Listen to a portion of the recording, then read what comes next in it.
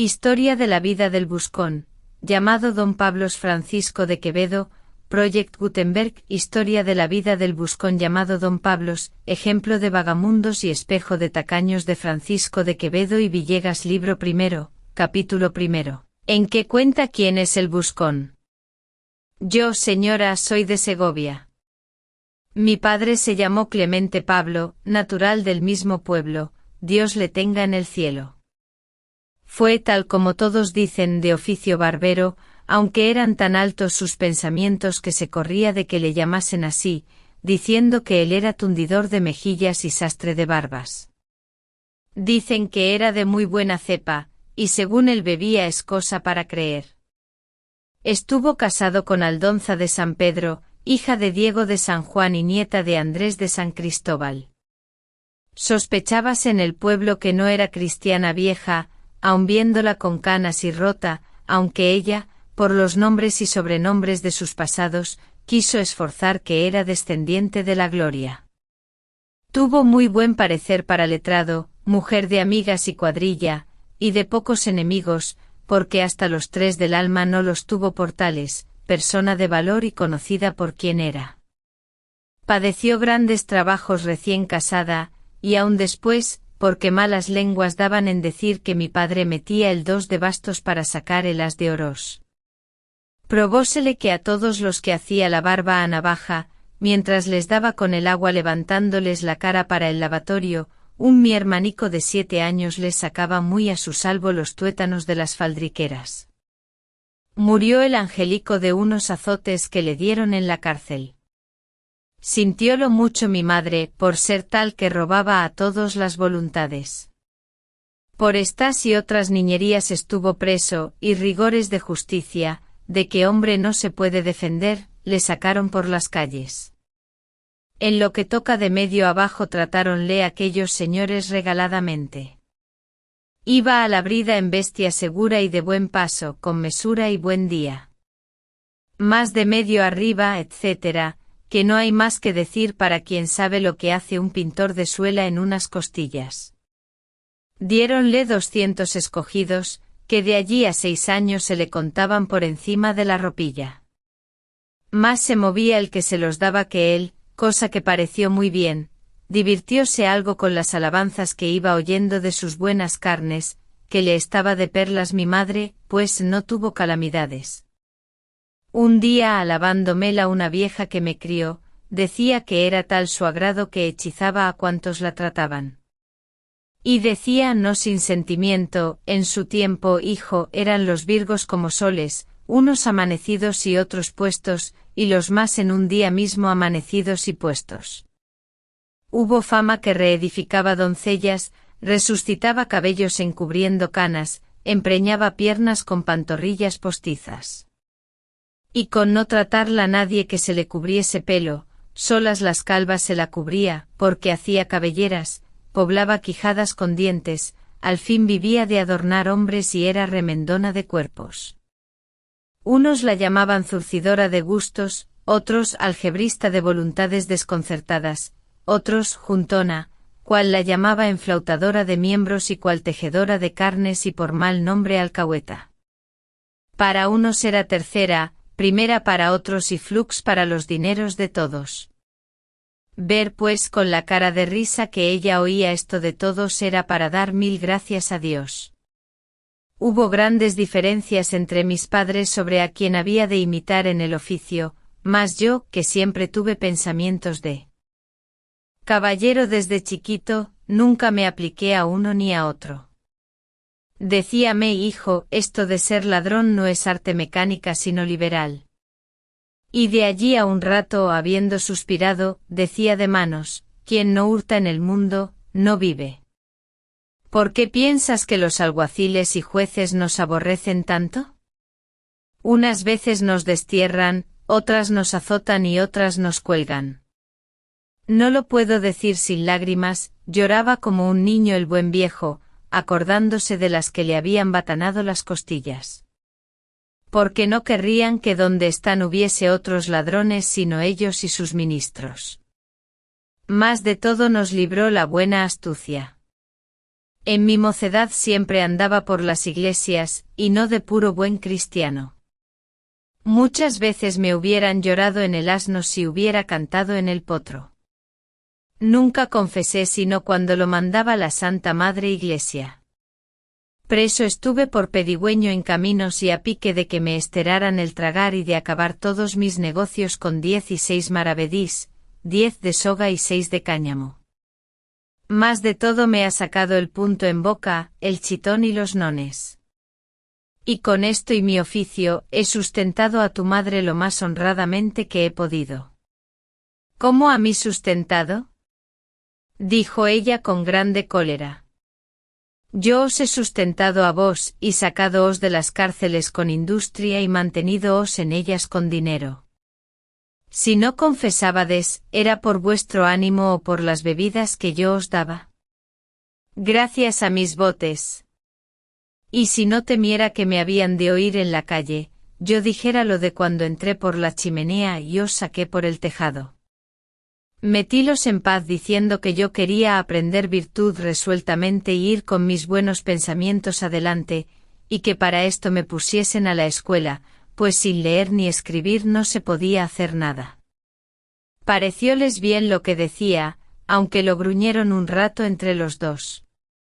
Mi madre se entró adentro y mi padre fue a rapar a uno, así lo dijo él, no sé si la barba o la bolsa, lo más ordinario era uno y otro.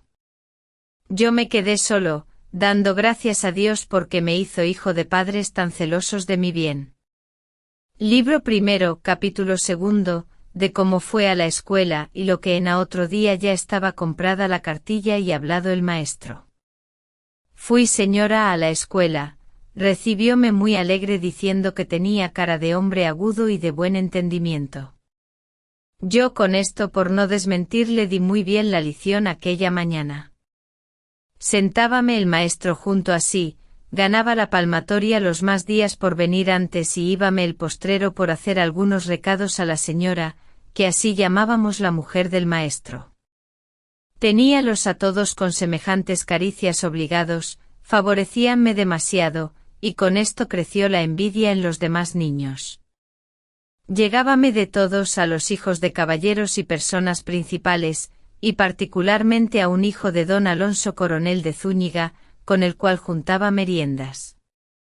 Íbame a su casa a jugar los días de fiesta y acompañábale cada día. Los otros, o que porque no les hablaba o que porque les parecía demasiado punto el mío, siempre andaban poniéndome nombres tocantes al oficio de mi padre. Unos me llamaban don Navaja, otros don Ventosa, cual decía, por disculpar la envidia, que me quería mal porque mi madre le había chupado 2 hermanitas pequeñas de noche, otro decía que a mi padre le habían llevado a su casa para que la limpiase de ratones, por llamarle gato. Unos me decían Zape cuando pasaba y otros Smith. Cual decía, yo la tiré 2 berenjenas a su madre cuando fue obispa. Al fin, con todo cuanto andaban royéndome los zancajos, nunca me faltaron, gloria a Dios. Y aunque yo me corría disimulaba, todo lo sufría, hasta que un día un muchacho se atrevió a decirme a voces hijo de una puta y hechicera, lo cual, como me lo dijo tan claro, que aun si lo dijera turbio no me diera por entendido, agarré una piedra y descalabréle.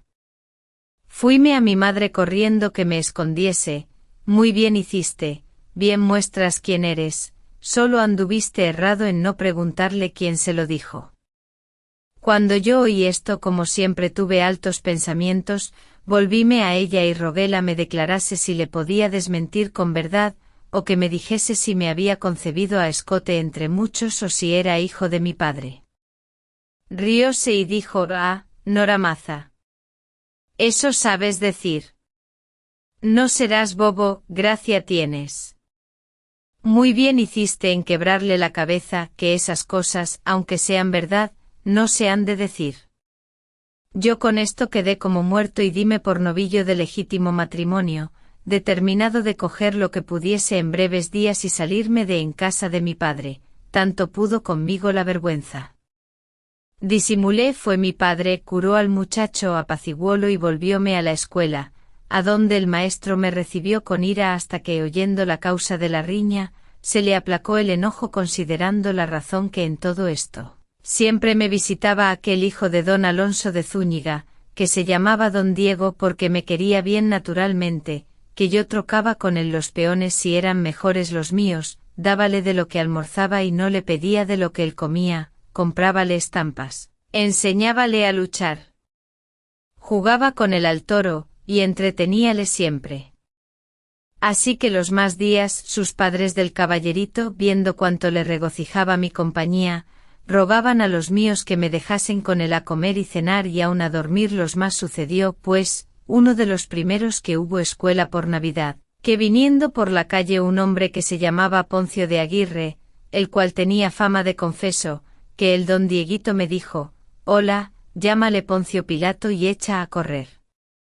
Yo, por darle gusto a mi amigo, llaméle Poncio Pilato. Corrióse tanto el hombre que dio a correr tras mí con un cuchillo desnudo para matarme, de suerte que fue forzoso meterme huyendo en casa de mi maestro dando gritos. Entró el hombre tras mí y defendióme el maestro de que no me matase, asegurándole de castigarme. Y así luego, aunque señora le rogó por mí movida de lo que yo la servía, no aprovechó, mandóme desatacar y azotándome, decía tras cada: «¿Diréis más Poncio Pilato?». Y respondílo 20 veces a otros tantos azotes que me dio.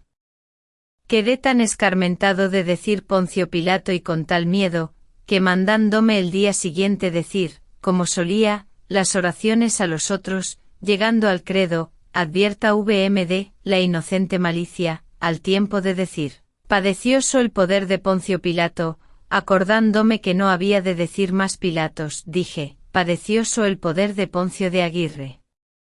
Diole al maestro tanta risa de oír mi simplicidad y de ver el miedo que le había tenido, que me abrazó y dio una firma en que me perdonaba de azotes las 2 primeras veces que los mereciese. Con esto fui yo muy contento. En estas niñeces pasé algún tiempo aprendiendo a leer y escribir. Llegó, por no enfadar, el de unas carnestolendas, y trazando el maestro de que se holgasen sus muchachos, ordenó que hubiese rey de gallos. Echamos suertes entre 12 señalados por él y cupóme a mí. Avisé a mis padres que me buscasen galas.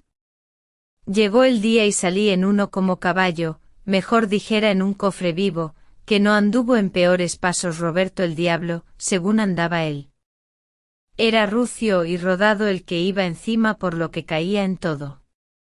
La edad no hay que tratar, biznietos tenía en Taonas.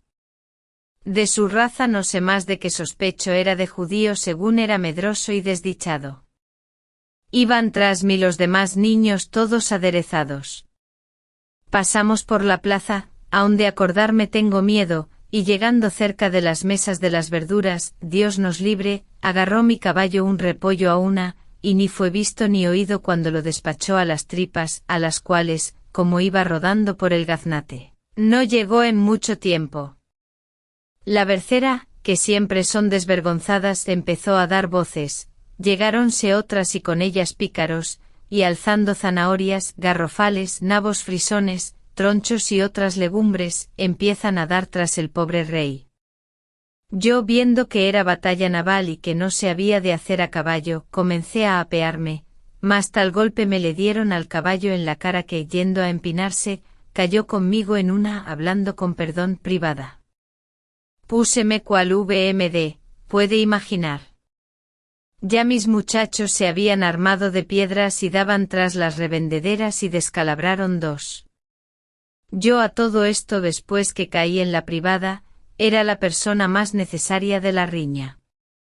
Vino la justicia, comenzó a hacer información, prendió a berceras y muchachos mirando a todos qué armas tenían y quitándoselas, porque habían sacado algunos dagas de las que traían por gala y otros espadas pequeñas.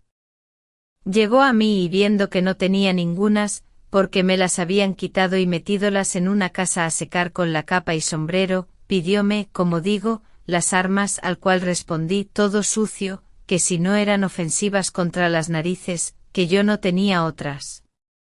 Quiero confesar a VMD, que cuando me empezaron a tirar los tronchos, nabos, etc., que como yo llevaba plumas en el sombrero, entendiendo que me habían tenido por mi madre y que la tiraban, como habían hecho otras veces, como necio y muchacho, empecé a decir: hermanas, aunque llevo plumas no soy Aldonza de San Pedro, mi madre, como si ellas no lo echaran de ver por el talle y rostro. El miedo me disculpó la ignorancia, y el sucederme la desgracia tan de repente. Pero volviendo al alguacil, quísome llevar a la cárcel, y no me llevó porque no hallaba por donde asirme, tal me había puesto del lodo. Unos se fueron por una parte y otros por otra, y yo me vine a mi casa desde la plaza martirizando cuantas narices topaba en el camino. Entré en ella, conté a mis padres el suceso, y corriéronse tanto de verme de la manera que venía que me quisieron maltratar. Yo echaba la culpa a las 2 leguas de rocín exprimido que me dieron. Procuraba satisfacerlos y, viendo que no bastaba, salíme de su casa y fuime a ver a mi amigo don Diego, al cual hallé en la suya descalabrado, y a sus padres resueltos por ello de no enviarle más a la escuela. Allí tuve nuevas de cómo mi Rocín, viéndose en aprieto, se esforzó a tirar 2 coces, y de puro flaco se le desgajaron las 2 piernas y se quedó sembrado para otro año en el lodo, bien cerca de expirar. Viéndome pues con una fiesta revuelta, un pueblo escandalizado, los padres corridos, mi amigo descalabrado y el caballo muerto, determiné de no volver más a la escuela ni a casa de mis padres, sino de quedarme a servir a don Diego o, por mejor decir, en su compañía, y esto con gran gusto de los suyos, por el que daba mi amistad al niño. Escribí a mi casa que yo no había menester más ir a la escuela porque, aunque no sabía bien escribir, para mi intento de ser caballero lo que se requería era escribir mal, y que así, desde luego renunciaba a la escuela por no darles gasto y su casa para ahorrarlos de pesadumbre. Avisé de dónde y cómo quedaba y que hasta que me diesen licencia no los vería. Libro primero, capítulo 3, de cómo fue a un pupilaje por criado de don Diego Coronel. Determinó pues don Alonso de poner a su hijo en pupilaje, lo uno por apartarle de su regalo, y lo otro por ahorrar de cuidado. Supo que había en Segovia un licenciado cabra que tenía por oficio el criar hijos de caballeros, y envió allá el suyo y a mí para que le entramos primero domingo después de Cuaresma, en poder de la hambre viva, porque tal laceria no admite encarecimiento. Él era un clérigo cerbatana, largo solo en el talle, una cabeza pequeña, los ojos avecindados en el cogote que parecía que miraba por cuévanos tan hundidos y oscuros que era buen sitio el suyo para tiendas de mercaderes, la nariz, de cuerpo de santo, comido el pico entre Roma y Francia, porque se le había comido de unas búas de resfriado, que aún no fueron de vicio porque cuestan dinero, las barbas descoloridas de miedo de la boca vecina, que de pura hambre parecía que amenazaba a comérselas.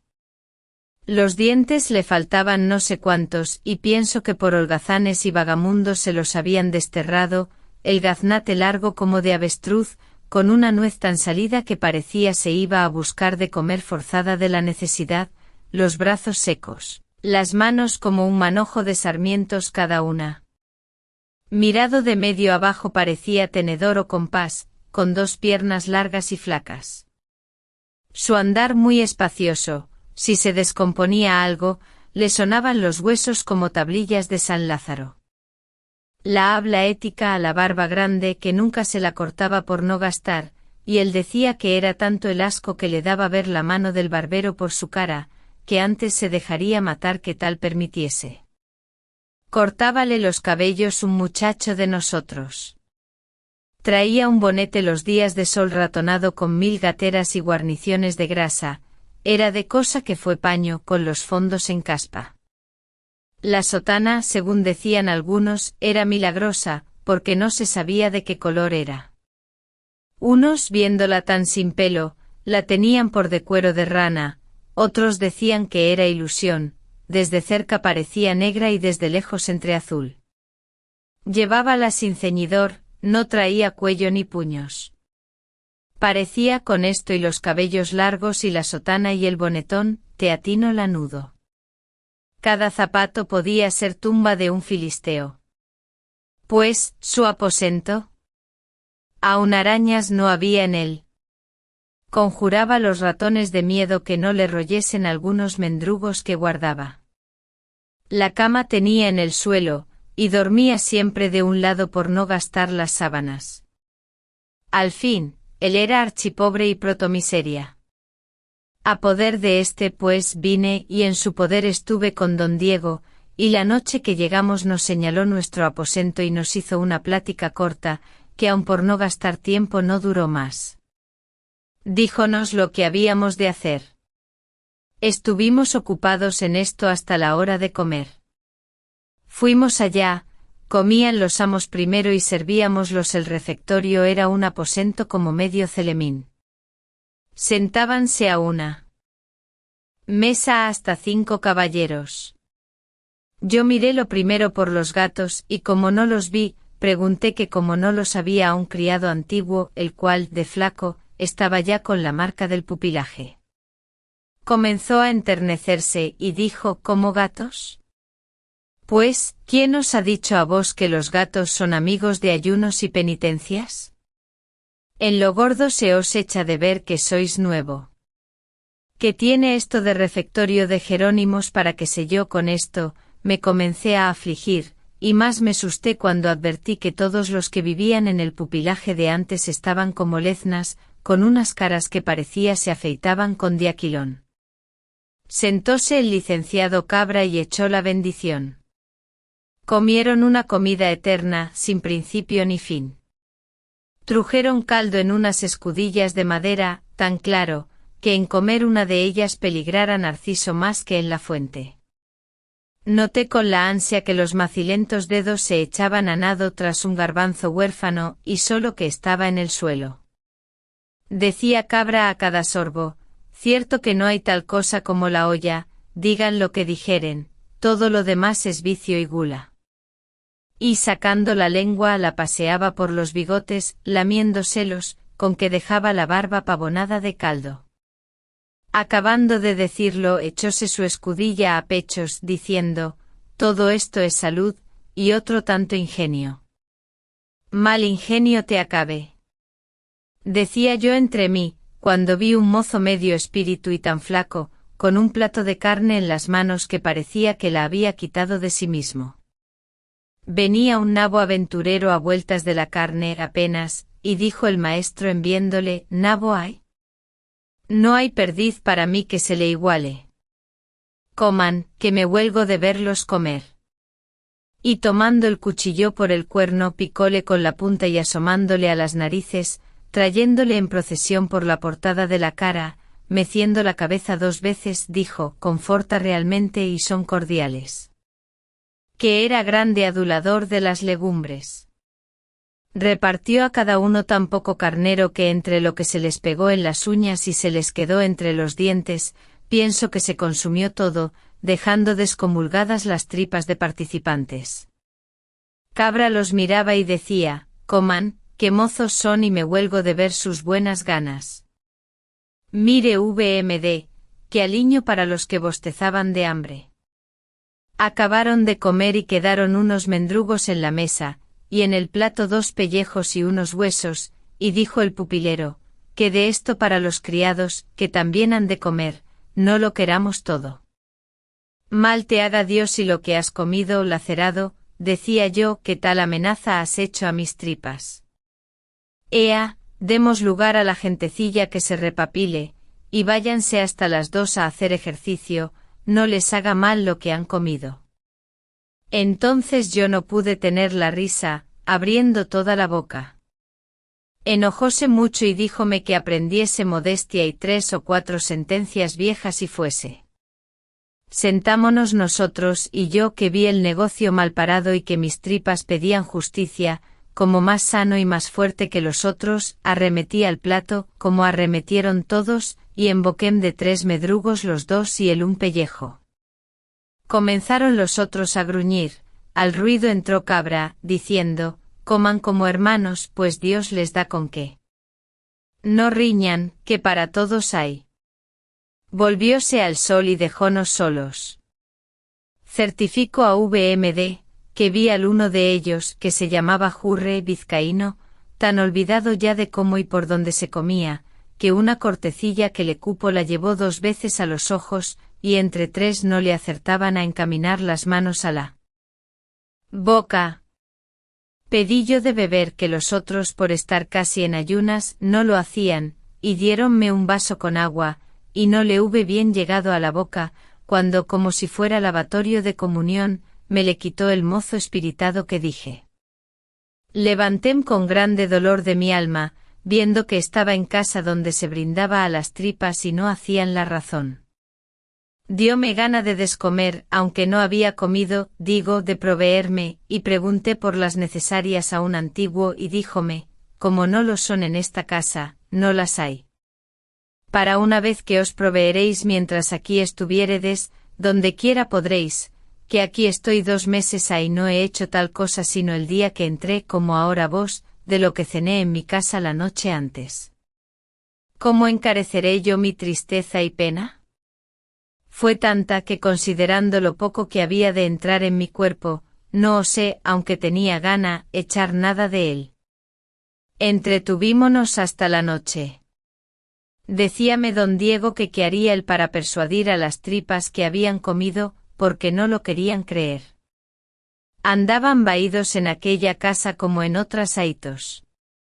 Llegó la hora de cenar, pasóse la merienda en blanco y la cena ya.